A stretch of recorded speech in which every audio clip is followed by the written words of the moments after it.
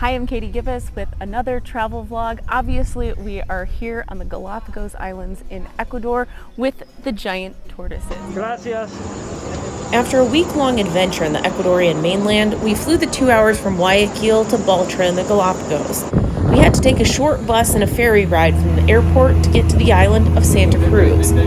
We started our Galapagos adventure at El Chato Ranch in the highlands, where we were able to explore lava tunnels and, of course, meet the giant tortoises. We just took a tour, got to see a ton of tortoises of various ages from about 20 years old all the way to about 130 years old.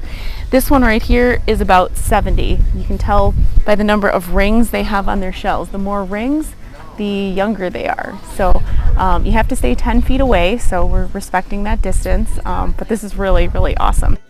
I could have spent all day with the tortoises, but we continued down to the water. It was interesting to see the scenery change, as there are 7 microclimates on Santa Cruz. Our hotel is in the town of Puerto Ayora, which is a really neat area with shops, restaurants, and sea lions and iguanas everywhere. Just hanging out with some sea lions. The iguanas and sea lions aren't bothered by people at all. You see them sunning themselves and walking down the sidewalk everywhere. The highlight is when the fishermen bring in their daily catch, which draws a cacophony of pelicans, frigates, sea lions, and other wildlife to get a snack. There's so much wildlife here and a lot of species only found in the Galapagos, like the swimming iguana. We saw several on our boat tour of the bay. We had a few snorkeling stops where we swam with turtles, sharks, and plenty of fish. The water was a bit chilly, and our guide said it wasn't as clear as usual.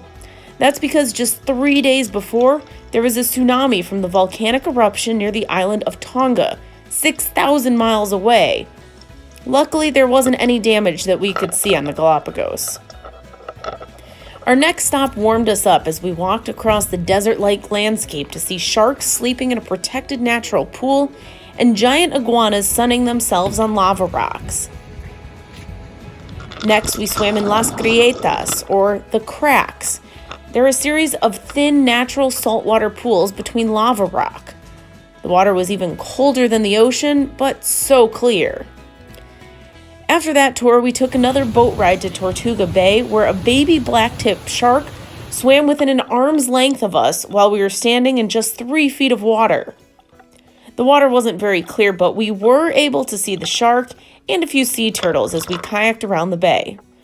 A short walk away was another beach, which had a small protected area with great visibility. We swam with several turtles, stingrays, and even one of those swimming iguanas.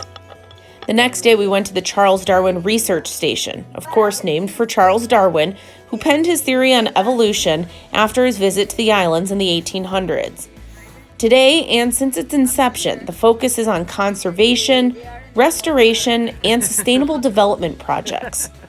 One of those projects is helping grow the Galapagos tortoise population, which has dwindled from hundreds of thousands to just tens of thousands.